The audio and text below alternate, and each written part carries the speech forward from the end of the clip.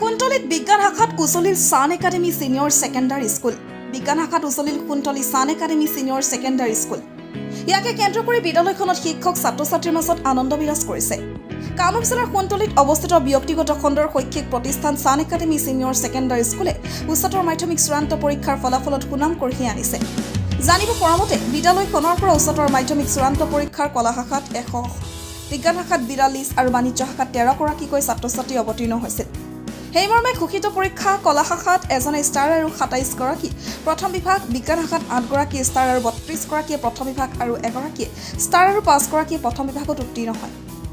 উল্লেখ্য, বিদ্যালয়খনে আজি ঘোষিত পৰীক্ষাৰ বিজ্ঞান শাখাৰ সন্তোষজনক ফলাফলত শৈক্ষিক দিশত এক নতুন মাত্ৰা দান কৰিলে বুলি একাংশ বিদ্যান মহলে অনুমান কৰিছে। News desk report, big news.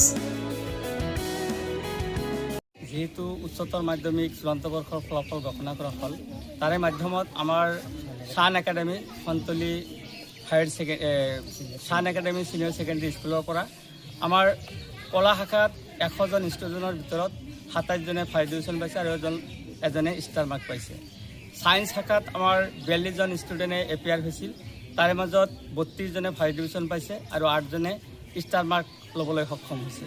Commerce ষ্ট্ৰীমত আমাৰ সৰ্বমুঠ 13জন ষ্টুডেণ্ট আছিল, তাৰে মাত্ৰ 5জন ফাৰ্ষ্ট ডিভিজন পাইছে আৰু এজনে আমাৰ ষ্টাৰ মাৰ্ক দখল কৰিবলৈ সক্ষম হৈছে।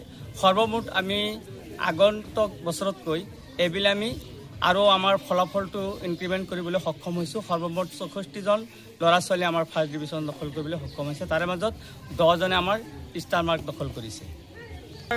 স্কুল সৃষ্টিৰ পৰাই আমি প্ৰত্যেক বছৰে আমাৰ ফলাফলটো আমি ইনক্ৰিমেণ্ট কৰিছোঁ, অৰ্থাৎ ইনক্ৰিজ হৈছে, আমাৰ ডিক্ৰিজ হোৱা নাই। তো আমাৰ আশা